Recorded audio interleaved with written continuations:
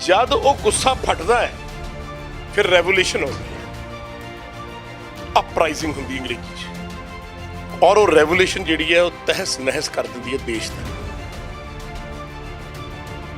जो तुसी बीजोगे वो कट्टोगे। गुरबाणी दे विच गल है, आपे बीज आपे ही खा, नानक हुक्मी आवे जा। गोली का जवाब गोली ना देना पैंदा, खंडे का जवाब खंडे ना देना पैंदा, लोहे का जवाब लोहे ना देना पैंदा, क्योंकि लोहा ही लोहे नूं कटदा है। सीएम होवे डांग रगा, मेरे रगा छित्र होवे हत्थ च, ते सेंटर नूं आखे आपदा काम करो। जे दोबारा ये लोग आ गए ना, फिर ये थोड़ा खून चूसन के याद रखोगे, बदले की भावना रखते अपने। मैं किधरों जानना, ये बुढ़ा इस करके जवान होया होया क्योंकि ਉਹਦੇ ਪੰਜਾਬ ਦੀ जवानी ਠਾਠਾ मारती है। ਧੀਆਂ ਭੈਣਾਂ ਮੁਟਿਆਰਾਂ ਮਾਵਾਂ ਬਜ਼ੁਰਗ ਠਾਠਾ ਮਾਰਦੇ। ਦਿੱਲੀ ਦੇ ਵਿੱਚ ਕਿਸਾਨੀ ਮੋਰਚਾ ਲੱਗੇ ਹੋਏ ਤਕਰੀਬਨ 3 ਮਹੀਨੇ ਤੋਂ ਜ਼ਿਆਦਾ ਸਮਾਂ ਟੱਪ ਚੁੱਕਿਆ, ਪਰ ਇਹਦੇ ਨਾਲ ਪੰਜਾਬ ਦੇ ਵਿੱਚ ਮਹਾ ਪੰਚਾਇਤਾਂ ਦਾ, ਮਹਾ ਸਭਾਵਾਂ ਦਾ ਤੇ ਵਿਸ਼ਾਲ ਪ੍ਰੈਸ ਕਾਨਫਰੰਸਾਂ ਦਾ ਦੌਰ ਜਾਰੀ ਹੈ ਤਾਂ ਕਿ ਮੋਰਚੇ ਦੀ ਅੱਗ ਨੂੰ ਮੱਠਾ ਨਾ ਪੈਣ ਦਿੱਤਾ ਜਾਵੇ। ਸੋ ਲਗਾਤਾਰ ਥਾਂ ਥਾਂ ਤੇ ਜਾ ਕੇ, ਉਹ ਚਾਹੇ ਅਸੀਂ ਕਲਾਕਾਰਾਂ ਦੀ ਗੱਲ ਕਰ ਲਈਏ, ਹਸਤੀਆਂ ਦੀ ਗੱਲ ਕਰ ਲਈਏ, ਕਿਸਾਨ ਆਗੂਆਂ ਦੀ ਗੱਲ ਕਰ ਲਈਏ, ਤੇ ਲਗਾਤਾਰ ਜਾਗਰੂਕਤਾ ਫਿਰ ਤੋਂ ਕਿਸਾਨੀ ਅੰਦੋਲਨ ਨੂੰ ਲੈ ਕੇ ਕੀਤੀ ਜਾ ਰਹੀ ਹੈ। ਸੋ ਇਸ ਵੇਲੇ ਸਾਡੇ ਨਾਲ ਲੰਬੇ ਸਮੇਂ ਤੋਂ, ਜਦੋਂ ਤੋਂ ਕਿਸਾਨੀ ਅੰਦੋਲਨ ਨੇ ਤੂਲ ਫੜੀ, ਉਦੋਂ ਤੋਂ ਨਾਲ ਜੁੜੇ ਹੋਏ ਯੋਗਰਾਜ ਸਰ ਸਾਡੇ ਨਾਲ ਮੌਜੂਦ ਨੇ। ਲਗਾਤਾਰ ਕਿਸਾਨੀ ਮੁੱਦਿਆਂ ਤੇ ਵੀ ਆਵਾਜ਼ ਬੁਲੰਦ ਕਰਦੇ ਨੇ ਔਰ ਇਹਨਾਂ ਬਿੱਲਾਂ ਦਾ ਵਿਰੋਧ ਵੀ ਕਰਦੇ ਰਹੇ ਨੇ, ਤੇ ਨਵੀਂ ਸਿਆਸਤ ਨੂੰ ਲੈ ਕੇ ਵੀ ਆਪਣੀ ਇੱਕ ਨਵੀਂ ਪ੍ਰਤੀਕਿਰਿਆ ਵੀ ਲੈ ਕੇ ਲਗਾਤਾਰ ਮੀਡੀਆ ਦੇ ਵਿੱਚ ਵਿਚਰ ਰਹੇ ਨੇ। ਸੋ ਯੋਗਰਾਜ ਸਰ, ਸਭ ਤੋਂ ਪਹਿਲਾਂ ਬਹੁਤ-ਬਹੁਤ ਸਵਾਗਤ ਹੈ। ਜਿਸ ਤਰ੍ਹਾਂ ਦੇ ਨਾਲ ਕੱਲ੍ਹ ਦੀ ਜੇਕਰ ਅਸੀਂ ਗੱਲ ਕਰੀਏ ਤੇ ਮਲੋਟ ਦੇ ਵਿੱਚ ਜਿਸ ਤਰ੍ਹਾਂ ਦੇ ਨਾਲ ਭਾਜਪਾ ਵਿਧਾਇਕ ਦਾ ਵਿਰੋਧ ਹੋਇਆ, ਉਸ ਨੂੰ ਕਿਵੇਂ ਦੇਖ ਰਹੇ ਹੋ? ਕਿ ਇਸ ਤਰੀਕੇ ਨਾਲ ਅਸੀਂ ਅੰਦੋਲਨ ਨੂੰ ਜਿੱਤ ਸਕਦੇ ਹਾਂ? ਕਿ ਇਸ ਤਰ੍ਹਾਂ ਦਾ ਵਿਰੋਧ ਜਾਇਜ਼ ਮੰਨਦੇ ਹੋ? देखो बेटा, गल ये है, जिस घर दे विच जिस कौम ते लोकां ते ਜਿਹੜੇ ਰਹਿਨੁਮਾ ਜਿਨ੍ਹਾਂ ਨੂੰ ਤੁਸੀਂ ਵੋਟਾਂ ਪਾ ਕੇ ਲਿਆਂਦਾ, ਅਹੁਦੇ ਦਿੱਤੇ, ਜੇ ਉਹ ਲੋਕ ਸਦੀਆਂ ਤੋਂ, ਉਹ ਅੱਜ ਦੀ ਗੱਲ ਨਹੀਂ, ਆਪਣੇ ਉਸੇ ਹੀ ਕੌਮ ਤੇ ਜ਼ੁਲਮ ਕਰਨਗੇ, ਇੰਤਹਾ ਜ਼ੁਲਮ ਕਰਨਗੇ, ਉਹਨਾਂ ਦੇ ਹੱਕ ਮਾਰਨਗੇ, ਉਹਨਾਂ ਦੇ ਦਿੱਤੇ ਟੈਕਸਾਂ ਦੇ ਪੈਸੇ ਖਾਣਗੇ, ਟ੍ਰੈਜਰ ਖਾਲੀ ਕਰਨਗੇ, ਖਜ਼ਾਨੇ ਖਾਲੀ ਕਰਨਗੇ, ਲੋਕਾਂ ਨੂੰ ਭੁੱਖਮਰੀ ਤੇ ਲਿਆਉਣਗੇ, ਧੀਆਂ ਭੈਣਾਂ ਨੂੰ ਤੰਗ ਕਰਨਗੇ, ਬਜ਼ੁਰਗਾਂ ਨੂੰ ਤੰਗ ਕਰਨਗੇ, ਫਿਰ ਹੌਲੀ ਹੌਲੀ ਹੌਲੀ ਹੌਲੀ ਇੱਕ ਦਿਨ ਜਿਹੜਾ ਫਿਰ ਉਹਨੂੰ ਗੁੱਸਾ ਨੂੰ ਫੜ। ਜਦ ਇਹ ਦੇਸ਼ ਆਜ਼ਾਦ ਹੋਇਆ, ਤੁਸੀਂ ਪਤਾ ਨਹੀਂ ਪੈਦਾ ਹੋਏ ਸੀ ਹੋਏ, ਮੈਂ ਇਸ ਦੇਸ਼ ਦੀ ਹਿਸਟਰੀ ਜਿਹੜੀ ਹੈ ਨਾ ਬੜੀ ਕਲੋਜ਼ਲੀ ਨਿਟ ਰੱਖਦਾ। ਮੈਨੂੰ ਕੋਈ ਐਸਾ ਸਮਾਂ ਨਹੀਂ ਚੇਤੇ ਆਉਂਦਾ ਜਿੱਥੇ ਸਿਆਸਤਦਾਨਾਂ ਨੇ, ਭਾਵੇਂ ਪਹਿਲਾ ਸੀਐਮ ਸੀ ਸਾਡਾ, ਭਾਵੇਂ ਹੁਣ ਸੀ, ਭਾਵੇਂ ਮੰਤਰੀ ਸੀ, ਭਾਵੇਂ ਕੈਬਨਿਟ ਮੰਤਰੀ ਸੀ, ਕੋਈ ਸੀ, ਜਿਨ੍ਹਾਂ ਨੇ ਹੱਦ ਇੰਤਹਾਈ ਨਾ ਕੀਤੀ ਹੋਵੇ ਜ਼ੁਲਮ ਦੀ, ਪੈਸੇ ਖਾਣ ਦੀ, ਠੱਗੀ ਠੋਰੀ ਦੀ, ਚੋਰੀ ਦੀ, ਡਾਕੇ ਦੀ, ਲੋਕਾਂ ਨੂੰ ਤੰਗ ਕਰਨ ਦੀ। ਕਦੇ ਕੋਈ ਇੱਥੇ ਖੁਸ਼ੀ ਦਾ ਮਜ਼ਾਰ ਮੈਂ ਪੰਜਾਬ 'ਚ ਨਹੀਂ ਦੇਖਿਆ। ਜਦ ਉਹ ਗੁੱਸਾ ਫਟਦਾ ਹੈ ਫਿਰ ਰੈਵੋਲੂਸ਼ਨ ਆਉਂਦੀ ਹੈ, ਅਪਰਾਈਜ਼ਿੰਗ ਹੁੰਦੀ ਅੰਗਰੇਜ਼ੀ 'ਚ, ਔਰ ਉਹ ਰੈਵੋਲੂਸ਼ਨ ਜਿਹੜੀ ਹੈ ਉਹ ਤਹਿਸ ਨਹਿਸ ਕਰ ਦਿੰਦੀ ਹੈ ਦੇਸ਼ ਦਾ। ਜਿਹੜਾ ਸਵਾਲ ਤੁਸੀਂ ਪੁੱਛਿਆ ਕਿ ਉਹ ਜਾਇਜ਼ ਹੈ ਜਾਂ ਨਹੀਂ ਜਾਇਜ਼, ਉਹਦਾ ਜਵਾਬ ਤਾਂ ਤੁਹਾਨੂੰ ਰੱਬ ਦੇ ਸਕਦਾ ਹੈ, ਖੁਦਾ ਦੇ ਸਕਦਾ, ਪਰ ਮੈਂ ਇਹ ਗੱਲ ਕਹਿ ਸਕਦਾ, ਜੋ ਤੁਸੀਂ ਬੀਜੋਗੇ ਉਹ ਕੱਟੋਗੇ। ਗੁਰਬਾਣੀ ਦੇ ਵਿੱਚ ਇਹ ਗੱਲ ਹੈ, ਆਪੇ ਬੀਜ ਆਪੇ ਹੀ ਖਾ, ਨਾਨਕ ਹੁਕਮੀ ਆਵੇ ਜਾ। ਜੋ ਕੁਛ ਸਿਆਸਤਦਾਨਾਂ ਨੇ ਬੀਜਿਆ ਹੁਣ ਤੱਕ, ਜੋ ਨਜਾਇਜ਼ ਕੀਤੀ, ਜੋ ਲੋਕਾਂ ਨਾਲ ਧੱਕਾ ਕੀਤਾ, ਉਹ ਗੁੱਸਾ ਫਟ ਰਿਹਾ ਬੇਟਾ ਜੀ। ਔਰ ਉਹ ਜਾਇਜ਼ ਹੈ ਜਾਂ ਨਜਾਇਜ਼ ਹੈ ਇਹ ਮੈਨੂੰ ਨਹੀਂ ਪਤਾ, ਪਰ ਮੈਨੂੰ ਆਪਣੇ ਗੁਰੂ ਦੀ ਗੱਲ ਜ਼ਰੂਰ ਚੇਤੇ ਆਉਂਦੀ ਹੈ ਕਿ ਜਦ ਜ਼ੁਲਮ ਸਹਿਣਾ ਵੀ ਪਾਪ ਹੈ ਤੇ ਜ਼ੁਲਮ ਕਰਨਾ ਵੀ ਪਾਪ ਹੈ। ਜੇ ਕੋਈ ਜ਼ੁਲਮੀ ਜ਼ੁਲਮ ਕਰ ਰਿਹਾ, ਤੁਸੀਂ ਸਹਿ ਰਹੇ ਹੋ, ਪਾਪ ਹੈ। ਫਿਰ ਕਈ ਵਾਰੀ ਗੋਲੀ ਦਾ ਜਵਾਬ ਗੋਲੀ ਨਾਲ ਦੇਣਾ ਪੈਂਦਾ, ਖੰਡੇ ਦਾ ਜਵਾਬ ਖੰਡੇ ਨਾਲ ਦੇਣਾ ਪੈਂਦਾ, ਲੋਹੇ ਦਾ ਜਵਾਬ ਲੋਹੇ ਨਾਲ ਦੇਣਾ ਪੈਂਦਾ, ਕਿਉਂਕਿ ਲੋਹਾ ਹੀ ਲੋਹੇ ਨੂੰ ਕੱਟਦਾ ਹੈ। ਇਹ ਹੁਣ ਤੁਸੀਂ ਦੇਖ ਲਓ ਵੀ ਜਿਹੜੀ ਗੱਲ ਮੈਂ ਕਹੀ ਆ ਉਹ ਤੁਹਾਨੂੰ ਪ੍ਰਵਾਨ ਚੜੀ ਕਿ ਨਹੀਂ ਚੜੀ। ਹੁਣ ਪੁੱਛੋ। ਤੇ ਇਸ ਵਿਰੋਧ ਨੂੰ ਹੋਰ ਸੁਚਾਰੂ ਕਰਨ ਦੇ ਲਈ, ਕਿਉਂਕਿ ਇਸ ਦੇ ਨਾਲ ਦਿੱਕਤਾਂ ਅੱਗੇ ਜਾ ਕੇ ਵੱਧ ਸਕਦੀਆਂ ਨੇ, ਕਿਉਂਕਿ ਹਰਜੀਤ ਗਰੇਵਾਲ ਹੁਣਾਂ ਦਾ ਵੀ ਬਿਆਨ ਆਇਆ ਕਿ ਸਿਆਸਤ ਜਿਹੜੇ ਸਿਆਸੀ ਹੋਰ ਪਾਰਟੀਆਂ ਨੇ ਉਹ ਇਹ ਕਰਾ ਰਹੀਆਂ ਨੇ, ਕਿਸਾਨ ਨਹੀਂ ਕਰ ਰਹੇ ਹੈਗੇ। ਸੋ ਕਿਤੇ ਨਾ ਕਿਤੇ ਮੁੱਦਾ ਭਟਕ ਸਕਦਾ। ਇਸ ਦੇ ਲਈ ਕੀ ਸਹੀ ਰਾਹ ਆਪਣੇ ਕੋਲ ਹੋਣਾ ਚਾਹੀਦਾ? ਕੌਣ ਹਰਜੀਤ ਗਰੇਵਾਲ? ਕਿਹੜਾ ਹਰਜੀਤ? ਮੈਂ ਤਾਂ ਨਾ ਹੀ ਪਹਿਲੀ ਵਾਰ ਸੁਣਿਆ। ਤੁਸੀਂ ਕਿਸੇ ਨੇ ਸੁਣਿਆ? ਮੈਂ ਤਾਂ ਨਹੀਂ ਸੁਣਿਆ। ਹਾਂ, ਤੁਸੀਂ ਕਿਸੇ ਚੰਗੇ ਵਿਦਵਾਨ ਨਵਜੋਤ ਸਿੰਘ ਸਿੱਧੂ ਦੀ ਗੱਲ ਕਰਦੇ ਤਾਂ ਮੈਂ ਗੱਲ ਕਰਦਾ, ਤੁਸੀਂ ਗੱਲ ਹਰੀ ਸਿੰਘ ਨਲੂਏ ਦੀ ਕਰਦੇ ਤਾਂ ਮੈਂ ਕਰਦਾ। ਕੌਣ ਹਰਜੀਤ ਗਰੇਵਾਲ? ਜਿਹੜੇ ਆਪਣੇ ਹੀ ਕੌਮ ਨੂੰ, ਆਪਣੇ ਹੀ ਪੰਜਾਬ 'ਚ ਜੰਮ ਕੇ ਉਹਨਾਂ ਦੇ ਖਿਲਾਫ ਬੋਲੀ ਜਾਂਦੇ ਆ। ਮਹਾਰਾਜ ਤੁਹਾਨੂੰ ਧੰਨ ਭਾਗ, ਕਿਆ ਬਾਤ ਹੈ, ਕਿਆ ਕਿਰਦਾਰ ਹੈ ਤੁਹਾਡਾ, ਜਿਉਂਦੇ ਵਸਦੇ ਰਹੋ, ਮਹਾਰਾਜ ਤੁਹਾਨੂੰ ਭਾਗ ਲਾਵੇ, ਲੰਬੀਆਂ ਉਮਰਾਂ ਹੋਣ ਤੁਹਾਡੀਆਂ, ਸ਼ਾਬਾਸ਼, ਚਲਤੇ ਰਹੋ ਚਲਤੇ ਰਹੋ। ਉਹ ਦੇਖ ਵੀ ਰਿਹਾ, ਸੁਣ ਵੀ ਰਿਹਾ। ਲੇਕਿਨ ਸਵਾਲ ਤੁਹਾਡਾ ਜਿਹੜਾ ਹੈਗਾ ਉਹਦਾ ਜਵਾਬ ਮੈਂ ਇੱਕੋ ਹੀ ਦੇ ਸਕਦਾ। ਮੈਂ ਤੁਹਾਨੂੰ ਕਾਊਂਟਰ ਸਵਾਲ ਪੁੱਛਾਂ, ਤੁਸੀਂ ਮੈਨੂੰ ਬੇਟਾ ਜੀ ਗੱਲ ਦਾ ਜਵਾਬ ਦਿਓ। ਤੁਸੀਂ ਬਹੁਤ ਮੁਆਜ਼ਿਬ ਲੋਕ ਹੋ ਔਰ ਮੈਂ ਤੁਹਾਡੇ ਚਰਨਾਂ 'ਚ ਪ੍ਰਣਾਮ ਕਰਦਾ, ਸੀਸ ਮੇਰਾ ਝੁਕਦਾ ਹੈ ਕਿ ਤੁਸੀਂ ਅੰਦੋਲਨ ਨੂੰ ਬਹੁਤ ਵੱਡਾ ਕੀਤਾ ਮੀਡੀਆ ਵਾਲਿਆਂ ਨੇ। ਮੁੱਦਾ ਕੀ ਹੈ? ਕਿਸਾਨ ਤੇ ਮਜ਼ਦੂਰ ਦਾ। ਕੀ ਕਿਸਾਨ, ਕੀ ਮਜ਼ਦੂਰ ਬਿੱਲਾਂ ਦੇ ਆਉਣ ਤੋਂ ਪਹਿਲਾਂ ਸੁਖੀ ਸੀ, ਖੁਸ਼ ਸੀ, ਖੁਦਕੁਸ਼ੀ ਨਹੀਂ ਸੀ ਕਰ ਰਿਹਾ, ਉਹਦੀ ਲਾਈਫ 'ਚ ਅੰਧੇਰ ਨਗਰੀ ਨਹੀਂ ਸੀ ਸੀਗੀ? ਤੁਸੀਂ ਮੰਨਦੇ ਹੋ? ਕੀ ਇਹ ਬਿੱਲ ਵਾਪਸ ਹੋ ਜਾਣਗੇ ਬੇਟਾ ਜੀ, ਇਹ ਕਿਸਾਨ ਸੁਖੀ ਹੋ ਜੂ, ਮਜ਼ਦੂਰ ਸੁਖੀ ਹੋ ਜੂ, ਗਰੀਬੀ ਹਟ ਜੂ, ਅੰਧੇਰ ਨਗਰੀ ਹਟ ਜੂ? ਨਹੀਂ ਹੋਣਾ। ਮੈਂ ਪੁੱਛਦਾ ਸਾਰੀ ਆਵਾਮ ਨੂੰ ਤੇ ਜਥੇਬੰਦੀਆਂ ਨੂੰ ਸਿਰ ਨਿਵਾਜ ਕੇ, ਇਹਦਾ ਹੱਲ ਕੀ ਹੈ? ਪਿਛਲੇ 9 ਮਹੀਨੇ ਤੋਂ ਮੈਂ ਸੁਣਦਾ ਆ ਰਿਹਾ। ਮੈਂ ਤੁਹਾਡੇ ਸਵਾਲ ਨੂੰ ਲੈਬੋਰੇਟ ਕਰ, ਤਕਰੀਰ, ਇਹ ਹੈ ਉਹ ਹੈ ਫਲਾਨਾ, ਸੁਣਦਾ ਬਹੁਤ ਕੁਛ। ਅੱਜ ਵੀ ਕੋਈ ਬੋਲੂਗਾ ਇਹਦਾ ਹੱਲ ਕੀ ਹੈ? ਅੱਜ ਵੀ ਕੋਈ ਗੱਲ ਕਰੂਗਾ ਇਹਦਾ ਹੱਲ ਕੀ ਹੈ? ਅੱਜ ਵੀ ਕੋਈ ਮੀਟਿੰਗ ਹੋਊਗੀ ਇਹਦਾ ਹੱਲ ਕੀ ਹੈ? ਮੈਨੂੰ ਹੱਲ ਕੀ ਦਿਖਦਾ ਹੈ?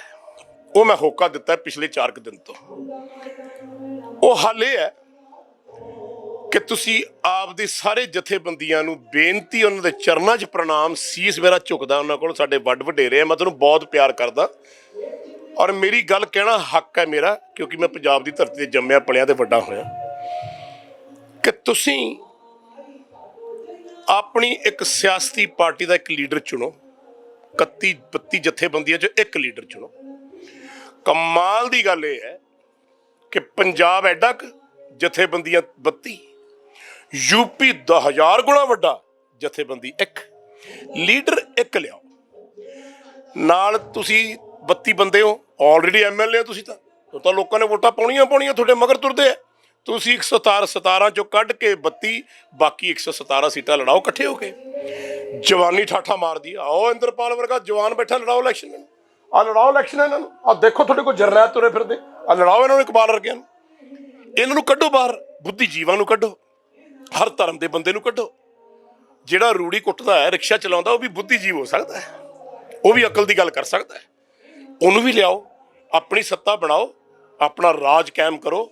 ਮਜ਼ਦੂਰ ਕਿਸਾਨ ਏਕਤਾ ਪਾਰਟੀ, ਜੋ ਵੀ ਤੁਸੀਂ ਬਣਾਉਣਾ ਬਣਾ ਕੇ ਰਾਜ ਕਾਇਮ ਕਰਕੇ ਜੋ ਮਰਜ਼ੀ ਕਰੋ। ਜਦ ਤੱਕ ਬੇਟਾ ਤੁਹਾਡੇ ਹੱਥ 'ਚ ਤਾਕਤ ਨਹੀਂ ਹੋਊਗੀ, ਤੁਸੀਂ ਕੁਝ ਕਰ ਸਕੋਗੇ? ਨਹੀਂ ਕਰ ਸਕਦੇ।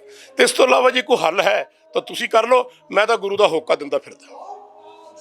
ਸੋ ਇਸ ਦਾ ਤੁਹਾਨੂੰ ਕੀ ਲੱਗਦਾ, ਜਦੋਂ ਕਿਸਾਨ ਇਸ ਅੰਦੋਲਨ ਦੇ ਵਿੱਚੋਂ ਕੋਈ ਪਾਰਟੀ ਨਿਕਲ ਕੇ ਬਾਹਰ ਆਏਗੀ, ਕੋਈ ਸਿਆਸੀ ਰੂਪ ਜਿਹੜਾ ਹੈਗਾ ਉਹ ਸਾਹਮਣੇ ਆਏਗਾ, ਤੇ ਕੀ ਇਸ ਦੇ ਨਤੀਜੇ, ਜਾਂ ਤੁਹਾਨੂੰ ਕੀ ਲੱਗਦਾ ਵਾਕਈ ਫਿਰ ਕਿਸਾਨਾਂ ਦੀਆਂ ਜਿਹੜੀਆਂ ਸਮੱਸਿਆਵਾਂ ਨੇ ਉਹ ਸੁਲਝ ਜਾਣਗੀਆਂ? ਕਿਉਂਕਿ ਜਿਵੇਂ ਤੁਸੀਂ ਵੀ ਕਿਹਾ ਕਿ ਪਹਿਲਾਂ ਵੀ ਘਾਟੇ ਦਾ ਸੌਦਾ ਸੀ, ਬਾਅਦ 'ਚ ਵੀ ਰਹਿਣ ਵਾਲੀ ਹੈ। ਤੁਸੀਂ ਕੀ ਕੁਝ ਸੋਚਿਆ ਹੋਇਆ, ਕੋਈ ਡਿਸਕਸ਼ਨ ਇਸ ਦੇ ਉੱਤੇ ਹੋਈ ਹੈ ਤੁਹਾਡੀ? ਕਿਹਨੂੰ ਪਤਾ ਸੀ ਅੰਦੋਲਨ ਸ਼ੁਰੂ ਹੋਊਗਾ ਬੇਟਾ? ਕਿਹਨੂੰ ਪਤਾ ਸੀ ਕਿ ਅੰਦੋਲਨ ਦੁਨੀਆ ਦੇ ਵਿੱਚ ਚੱਲੂਗਾ? ਕਿਹਨੂੰ ਪਤਾ ਸੀ ਕਿ ਅੰਦੋਲਨ ਉਹ ਅਸਮਾਨ ਤੱਕ ਜਾ ਕੇ ਲੱਗ ਜੂਗਾ? ਕਿਹਨੂੰ ਪਤਾ ਸੀ ਕਿ ਅੰਦੋਲਨ ਖੁਦਾ ਆਪ ਵਿੱਚ ਬੈਠ ਕੇ ਚਲਾਊਗਾ? ਨਹੀਂ ਸੀ ਪਤਾ। ਸੋ ਜਿਹੜਾ ਸਵਾਲ ਬੇਟਾ ਤੁਸੀਂ ਕੀਤਾ ਹੈ, ਗੁਰੂ ਦਾ ਹੁਕਮ, ਉਹਦੀ ਮਰਜ਼ੀ, ਉਹਦੀ ਰਜ਼ਾ, ਉਹਨੇ ਉਂਗਲ ਹੀ ਫੇਰਨੀ ਹੈ। ਉਹਦੇ ਚੋਂ ਇੱਕ ਪਾਰਟੀ ਵੀ ਨਿਕਲ ਆਊਗੀ, ਉਹਨੇ ਉਂਗਲ ਫੇਰਨੀ ਹੈ, ਲੀਡਰ ਨਿਕਲ ਆਊਗਾ। ਗੁਰੂ ਦੀ ਮਰਜ਼ੀ ਹੈ, ਲੇਕਿਨ ਉਦਮ ਕਰਨਾ ਇਨਸਾਨ ਦਾ ਫਰਜ਼ ਹੈ। ਗੁਰੂ ਮਹਾਰਾਜ ਕਹਿੰਦੇ ਨੇ ਕਿ ਤੂੰ ਉਦਮ ਕਰ, ਤੂੰ ਮਿਹਨਤ ਕਰ, ਸੱਚੇ ਮਨ ਨਾਲ ਚੱਲ, ਸੱਚੇ ਮਨ ਨਾਲ ਜੁੜ। ਮੈਂ ਤੈਨੂੰ ਕਦ ਫਲ ਦੇਣਾ ਹੈ, ਕਿਵੇਂ ਦੇਣਾ ਹੈ, ਉਹ ਮੇਰਾ ਕੰਮ ਹੈ, ਤੇਰਾ ਕੰਮ ਨਹੀਂ ਹੈ। ਸੋ ਮੈਨੂੰ ਲੱਗਦਾ ਮੈਂ ਤਾਂ ਬੇਟਾ ਜੀ ਗੁਰੂ ਦਾ ਹੋਕਾ ਦਿੰਦਾ ਫਿਰਦਾ, ਗਰੀਬ ਆਦਮੀ ਆ ਮੇਰਾ ਤਾਂ ਜ਼ਰਰਾ, ਮੈਂ ਤਾਂ ਬਾਬਾ ਦੀਪ ਸਿੰਘ ਜੀ ਦੀ ਜੁੱਤੀ ਦੀ ਮਿੱਟੀ ਵੀ ਨਹੀਂ, ਮੈਂ ਤਾਂ ਗੁਰੂ ਘਰ ਦਾ ਕੁੱਕਰ ਨਿਮਾਣਾ ਜਾਂ ਗੁਰੂ ਘਰ ਦੇ ਕੁੱਤਿਆਂ ਦਾ ਕੁੱਤਾ ਵੀ ਨਹੀਂ, ਮੇਰੀ ਤਾਂ ਇੰਨੀ ਵੀ ਔਕਾਤ ਨਹੀਂ। ਲੇਕਿਨ ਮੈਨੂੰ ਗੁਰੂ ਨਾਲ ਹੁਕਮ ਹੋਇਆ ਹੈ, ਮੈਂ ਵਡਭਾਗੀ ਹਾਂ, ਮੈਂ ਹੋਕਾ ਦਿੰਦਾ ਫਿਰਦਾ ਪੰਜਾਬ 'ਚ, ਤੇ ਮੈਨੂੰ ਉਮੀਦ ਹੈ ਕਿ ਇਸ ਹੋਕੇ ਨੂੰ ਪੰਜਾਬ ਦੇ ਲੋਕ ਸੁਣਨਗੇ ਔਰ ਆਪਣੀ ਜ਼ਿੰਦਗੀ ਆਪਣੀ ਤਕਦੀਰ ਆਪ ਲਿਖਣਗੇ। ਕਿ ਉਸ ਸਿਆਸੀ ਬਦਲ ਦੇ ਵਿੱਚ ਯੋਗਰਾਜ ਹੁਰੀ ਵੀ ਸਾਨੂੰ ਕੋਈ ਸਿਆਸੀ ਚਿਹਰੇ ਦੇ ਵਜੋਂ ਨਜ਼ਰ ਆਉਣ? ਦੇਖੋ ਜੀ, ਮੇਰੇ ਹੱਥ ਜੁੜੇ, ਮੈਂ ਇੱਕ ਫਕੀਰ ਆਦਮੀ ਹਾਂ, ਗੁਰੂ ਦੀ ਸੇਵਾ ਕਰਨਾ ਚਾਹੁੰਦਾ। ਮੈਂ ਜੇ ਬਣਨਾ ਹੁੰਦਾ ਨਾ CM ਤੇ ਪ੍ਰਾਈਮ ਮਿਨਿਸਟਰ, ਮੈਂ ਬਹੁਤ ਦੇਰ ਪਹਿਲਾਂ ਇਸ ਗੰਦ ਦੇ ਵਿੱਚ ਰਿਹਾ। ਵੱਡੇ ਵੱਡੇ ਆ ਸੰਜੇ ਗਾਂਧੀ ਵਰਗੇ ਮੇਰੇ ਯਾਰ ਰਹੇ ਨੇ, ਵਿਨੋਦ ਸ਼ਰਮੇ ਵਰਗੇ ਸੈਂਟਰ ਦੇ ਮੰਤਰੀ। ਮੈਨੂੰ ਲੋਕ ਕਹਿੰਦੇ ਰਹੇ, ਸੰਜੇ ਜੀ ਕਹਿੰਦੇ ਰਹੇ ਮੈਂ ਤੈਨੂੰ ਹੋਮ ਮਿਨਿਸਟਰ ਬਣਾਊਂਗਾ, ਆਪਾਂ ਇਹ ਕਰਾਂਗੇ ਉਹ ਕਰਾਂਗੇ। ਮੈਂ ਕਿਹਾ ਜੀ ਗੱਲ ਇਹ ਹੈ ਵੀ ਇੰਨਾ ਝੂਠ ਤੇ ਇੰਨਾ, ਮੈਂ ਕਿਹਾ ਮੇਰੇ ਤੋਂ ਨਹੀਂ ਬੋਲਿਆ ਜਾਂਦਾ। ਮੈਂ ਤਾਂ ਗੁਰੂ ਦਾ ਲਾਲ ਆ, ਮੈਂ ਗੁਰੂ ਨੂੰ ਮੂੰਹ ਦਿਖਾਉਣਾ।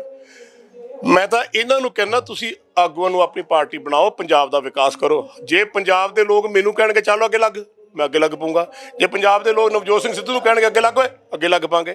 ਤੇ ਜੇ ਮੇਰੇ ਪਰਿਵਾਰ ਨੂੰ ਜਾਂ ਮੈਨੂੰ ਕਹਿਣਗੇ ਵੀ ਤੈਨੂੰ ਅੱਗੇ ਆਉਣਾ ਪੈਣਾ, ਨਹੀਂ ਸਿਰੇ ਛਿੱਤਰ ਮਾਰਾਂਗੇ, ਤੇ ਮੈਂ ਛਿੱਤਰ ਤਾਂ ਇਹਨਾਂ ਦੇ ਖਾ ਨਹੀਂ ਸਕਦਾ, ਤੇ ਮੈਨੂੰ ਜਿਵੇਂ ਕਹਿਣਗੇ ਉਵੇਂ ਚਲਾ ਲੂੰਗਾ। ਪਰ ਮੈਂ ਉਹਨਾਂ 'ਚੋਂ ਹਾਂ ਕਿੰਗ ਮੇਕਰ, ਕਿੰਗ ਨਹੀਂ ਬਣਨਾ। ਮੈਂ ਜਥੇਬੰਦੀਆਂ ਨੂੰ ਕਹਿੰਦਾ ਤੁਸੀਂ ਇਲੈਕਸ਼ਨ ਨਹੀਂ ਲੜਨੀ, ਪਰ ਤੁਸੀਂ ਰਾਜੇ ਬਣਾਓ, ਰਾਜਾ ਨਾ ਬਣੋ। ਮੈਂ ਕਿੱਡਾ ਵੱਡਾ ਅਹੁਦਾ ਦੇ ਰਿਹਾ। ਆ ਰਾਜੇ ਕਿੰਨੇ ਆਪਣੇ ਪੰਜਾਬ ਦੇ ਵਿੱਚ ਜਰਨੈਲ ਇਕੱਠੇ ਹੋਏ ਆ। ਸੋ ਬੰਦੇ ਨੂੰ ਹਮੇਸ਼ਾ ਰਾਜੇ ਬਣਾਉਣੇ ਚਾਹੀਦੇ, ਕਿੰਗ ਬਣਾਉਣੇ ਚਾਹੀਦੇ, ਆਪ ਰਾਜਾ ਨਹੀਂ ਬਣਨਾ ਚਾਹੀਦਾ। ਸੋ ਕਿੰਗ ਮੇਕਰ ਬਣਨ ਤੋਂ ਪਹਿਲਾਂ ਇਸ ਅੰਦੋਲਨ ਦਾ ਕੀ ਦੇਖ ਰਹੇ ਹੈਗੇ ਆ? ਆਉਣ ਵਾਲਾ ਭਵਿੱਖ ਕਿਵੇਂ ਦੇਖ ਰਹੇ ਹੋ? ਕਿਉਂਕਿ ਹਾਲੇ ਤੱਕ ਮੀਟਿੰਗ ਦਾ ਵੀ ਕੋਈ ਮੈਸੇਜ ਨਹੀਂ ਆਇਆ, ਪਰ ਲਗਾਤਾਰ ਪੰਜਾਬ ਦੇ ਵਿੱਚ ਇਸ ਤਰ੍ਹਾਂ ਦੇ ਨਾਲ ਕਾਨਫਰੰਸਿਸ ਦੇ ਜ਼ਰੀਏ ਫਿਰ ਤੋਂ ਪ੍ਰਚਾਰਿਆ ਜਾ ਰਿਹਾ। ਮੈਂ ਗੱਲ ਪੁੱਛਾਂ, ਜੇ ਬਿੱਲ ਨਹੀਂ ਵਾਪਸ ਹੋਏ ਤਾਂ ਕਿਸੇ ਦੀ ਜ਼ਰੂਰਤ ਹੈ ਪੰਜਾਬ ਦੀ ਧਰਤੀ 'ਚ ਆ ਕੇ ਇੱਕ ਕਿੱਲਾ ਵੀ ਜ਼ਿਮੀਂਦਾਰ ਦਾ ਲੈ ਜੇ। ਪਰ ਜੇ ਸਿਆਸਤ ਹੱਥ 'ਚ ਹੋਊਗੀ ਫਿਰ ਕੋਲਡ ਸਟੋਰੇਜ ਅਸੀਂ ਬਣਾਵਾਂਗੇ। ਮਾਨੀਆਂ ਡਾਨੀਆਂ ਨੂੰ 300 ਕਿੱਲਾ ਨਹੀਂ CM ਨੇ ਦਿੱਤੇ ਹੈ, ਜ਼ਿਆਦਾ ਪਾਰਟੀਆਂ ਦਿੱਤੇ ਨਾ, ਉਹ ਕੋਲਡ ਸਟੋਰੇਜ ਜ਼ਿਮੀਂਦਾਰਾਂ ਦੇ ਬਣਨਗੇ, ਕਾਰਪੋਰੇਸ਼ਨਾਂ ਜ਼ਿਮੀਂਦਾਰਾਂ ਦੇ ਹੋਣਗੀਆਂ, ਸਾਰਾ ਕੁਝ ਸਾਡੇ ਅਧੀਨ ਹੋਊਗਾ। ਫਿਰ ਬਿੱਲ ਤਾਂ ਇਹਨਾਂ ਦੇ ਬਾਪ ਨੂੰ ਵਾਪਸ ਕਰਨੇ ਪੈਣਗੇ, ਨਾ ਕਰਨ। ਅੱਜ ਸਰਕਾਰ ਹੀ ਆਪਦੀ ਬਣਾ ਲਈ ਤੇ ਬਿੱਲ ਤੇ ਫਿਰ ਪਾਸ ਹੋ ਹੀ ਗਏ, ਬਿੱਲ ਤੇ ਫਿਰ ਆ ਹੀ ਗਏ। ਸੈਂਟਰ ਦਾ ਕੀ ਕੰਮ ਹੈ? ਪਰ CM ਹੋਵੇ ਡਾਂਗ ਵਰਗਾ, ਮੇਰੇ ਵਰਗਾ ਛਿੱਤਰ ਹੋਵੇ ਹੱਥ 'ਚ, ਤੇ ਸੈਂਟਰ ਨੂੰ ਆਖੇ ਆਪਦਾ ਕੰਮ ਕਰੋ। ਇਹ ਮੇਰੀ ਸਟੇਟ ਹੈ, ਸੰਵਿਧਾਨ ਆ ਕਹਿੰਦਾ ਕਿ ਤੁਸੀਂ ਸਾਡੀ ਸਟੇਟ ਦੇ ਵਿੱਚ ਇੰਟਰਫੀਅਰ ਨਹੀਂ ਕਰ ਸਕਦੇ। ਆਹ ਪਿਆ ਤੇਰੇ ਬਿੱਲ, ਜਾ ਆ ਜਾਓ। ਇਹੋ ਜਿਹਾ CM ਚਾਹੀਦਾ, ਜੁਰਤ ਵਾਲਾ। ਤੇ ਜੇ ਆਪ ਹੀ ਇੱਧਰ ਬਾਹ ਮਰੋੜੀ, ਤੇ ਇੱਧਰ ਹੋ ਗਏ, ਉੱਧਰ ਬਾਹ ਮਰੋੜੀ ਇੱਧਰ, ਕਿਉਂਕਿ ਆਪ ਕਾਲੇ ਆ, ਕਿਉਂਕਿ ਆਪ ਇਹੋ ਜਿਹੇ ਕੰਮ ਕਰ ਰੱਖਿਆ, ਆਪਣੀਆਂ ਫਾਈਲਾਂ ਪਈਆਂ ਉੱਥੇ। ਮੈਂ ਸਭ ਜਾਣਦਾ, ਤੁਸੀਂ ਵੀ ਜਾਣਦੇ ਹੋ। So we need people with strong vengeance, ਤਾਂ ਹੀ ਗੱਲ ਬਣ ਸਕਦੀ ਹੈ। ਔਰ ਮੈਂ ਗੱਲ ਜ਼ਰੂਰ ਕਹੂੰਗਾ ਕਿ ਤੁਸੀਂ ਕੁਛ ਵੀ ਨਾ ਕਰੋ, ਚਲੋ ਤੁਸੀਂ ਆਹ ਜਿਹੜੀਆਂ ਇਲੈਕਸ਼ਨਾਂ ਨੇ, ਕਿਉਂਕਿ ਇਸ ਤੋਂ ਬਾਅਦ ਟਾਈਮ ਨਹੀਂ ਮਿਲਣਾ। ਜੇ ਦੁਬਾਰਾ ਇਹ ਲੋਕ ਆ ਗਏ ਨਾ, ਫਿਰ ਇਹ ਤੁਹਾਡਾ ਖੂਨ ਚੂਸਣ। ਤੁਸੀਂ ਯਾਦ ਰੱਖੋਗੇ, ਬਦਲੇ ਦੀ ਭਾਵਨਾ ਰੱਖਦੇ ਆਪਣੇ 'ਚ। ਮੈਂ ਇੱਕ ਨੂੰ ਜਾਣਦਾ, ਤੁਸੀਂ ਸਾਰੀ ਕੌਮ ਦੇ ਵਿੱਚ ਜਿੱਦਾਂ ਪੰਚਾਇਤਾਂ ਕਰ ਰਹੇ ਹੋ, ਜਾ ਜਾ ਕੇ ਇੱਕ ਲੀਡਰ ਕੱਢਦੇ ਰਹੋ, ਮੀਟਿੰਗਾਂ ਕਰੋ, ਤੁਹਾਨੂੰ ਆਪੇ 117 ਲੀਡਰ ਮਿਲ ਜਾਣੇ ਨੇ।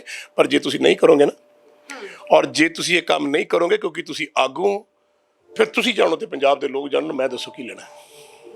ਸੋ ਕਿਸਾਨ ਜਥੇਬੰਦੀਆਂ ਅੱਗੇ ਵੀ ਕਾਫੀ ਪ੍ਰੋਗਰਾਮਸ ਦੇਣਗੀਆਂ। ਨੌਜਵਾਨਾਂ ਦਾ ਗੁੱਸਾ ਇਸ ਵੇਲੇ ਥੋੜਾ ਜਿਹਾ ਜ਼ਿਆਦਾ ਭੜਕਿਆ ਹੋਇਆ ਨਜ਼ਰ ਆਉਂਦਾ ਹੈ, ਰੋਜ਼ ਆ ਗਿਆ, ਕਿਉਂਕਿ ਵਿਰੋਧ ਕਰਨ ਦਾ ਤਰੀਕਾ ਵੀ ਹੌਲੀ ਹੌਲੀ ਬਦਲ ਰਿਹਾ ਹੈਗਾ।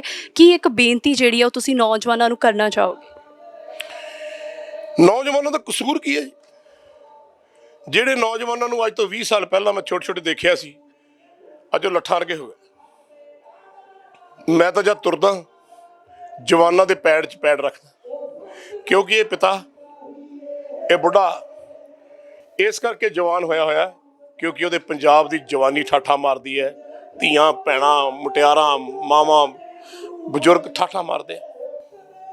ਜਵਾਨਾਂ ਦਾ ਕਸੂਰ ਕੀ? ਜਵਾਨਾਂ ਨੂੰ ਆਪਾਂ ਕੀ ਕਹੀਏ? ਉਹਨਾਂ ਨੇ ਕਿੱਥੇ ਗਲਤ ਕੀਤਾ? ਅੱਕ ਗਏ ਨੇ ਉਹ। ਆਫਟਰ ਆਲ ਸਹਿਨ ਸ਼ਕਤੀ ਦਾ ਵੀ ਇੱਕ ਟਾਈਮ ਹੁੰਦਾ ਹੈ, ਕਦ ਤੱਕ ਸਹਿਣਾ? ਉਹ ਤਿਆਰ ਬਰ ਤਿਆਰ ਖੜੇ ਨੇ। ਲੇਕਿਨ ਮੈਂ ਫਿਰ ਵੀ ਕਹੂੰਗਾ ਕਿ ਸ਼ਾਂਤੀ ਸੰਪੂਰਨ ਹੋਰ ਆਉਣ ਦਿਓ। ਹੋਰ ਮੈਂ ਕਹਿੰਦਾ ਕੋਈ ਨਹੀਂ, ਠਹਿਰਾਵ ਨਾ ਚੱਲੋ ਬੇਟਾ, ਪਰ ਤੁਸੀਂ ਸਾਰੇ ਨੌਜਵਾਨ ਪੰਜਾਬ ਦੇ ਇਕੱਠੇ ਹੋ ਕੇ ਆਪਣੀ ਇੱਕ ਰਾਜਨੀਤੀ ਕਰਕੇ ਤੇ ਆਪਣੀ ਪਾਰਟੀ ਬਣਾ ਕੇ ਆਪਾਂ ਆਪਣੀ ਸੱਤਾ ਲੈ ਕੇ ਆਈਏ। ਆਪਾਂ ਜਿੱਤੇ ਹੀ ਖੜੇ ਆ, ਦੁਨੀਆ ਦਾ ਕੋਈ ਬੰਦਾ ਆਪਾਂ ਨੂੰ ਹਿਲਾ ਨਹੀਂ ਸਕਦਾ। ਬਸ ਮੇਰੀ ਤਾਂ ਬੇਨਤੀ। ਸੋ ਬਹੁਤ-ਬਹੁਤ ਧੰਨਵਾਦ ਸਾਡੇ ਨਾਲ ਜੁੜਨ ਦੇ ਲਈ। ਸੋ ਇਹ ਸਨ ਸਾਡੇ ਨਾਲ ਯੋਗਰਾਜ ਸਰ। ਸੋ ਜਿਸ ਤਰ੍ਹਾਂ ਨਾਲ ਦੱਸ ਰਹੇ ਨੇ ਕਿ ਅੰਦੋਲਨ ਦੇ ਵਿੱਚੋਂ ਇੱਕ ਸਿਆਸੀ ਬਦਲ ਲੈ ਕੇ ਪੰਜਾਬ ਦਾ ਭਵਿੱਖ ਜਿਹੜਾ ਹੈ ਉਸ ਨੂੰ ਬਚਾਇਆ ਜਾ ਸਕਦਾ ਹੈ, ਉਸ ਨੂੰ ਬਦਲਿਆ ਜਾ ਸਕਦਾ ਹੈ। ਸੋ ਅੱਜ ਅਨੰਦਪੁਰ ਸਾਹਿਬ ਦੇ ਵਿੱਚ ਹੋਲਾ ਮਹੱਲਾ ਨੂੰ ਸਮਰਪਿਤ ਵਿਸ਼ਾਲ ਪ੍ਰੈਸ ਕਾਨਫਰੰਸ ਕਿਸਾਨ ਆਗੂਆਂ ਦੇ ਵੱਲੋਂ ਕੀਤੀ ਜਾ ਰਹੀ ਹੈ। ਸੋ ਉਸੇ ਦੇ ਮੱਦੇਨਜ਼ਰ ਹਰ ਅਪਡੇਟ ਤੁਹਾਡੇ ਤੱਕ ਲੈ ਕੇ ਆ ਰਹੇ ਹਾਂ, ਲੈ ਕੇ ਆਉਂਦੇ ਰਹਾਂਗੇ। ਜੁੜੇ ਰਹੋ ਰੋਜ਼ਾਨਾ ਸਪੋਕਸਮੈਨ ਟੀਵੀ ਦੇ ਨਾਲ। ਮੈਨੂੰ ਦਿਓ ਆਗਿਆ, ਧੰਨਵਾਦ।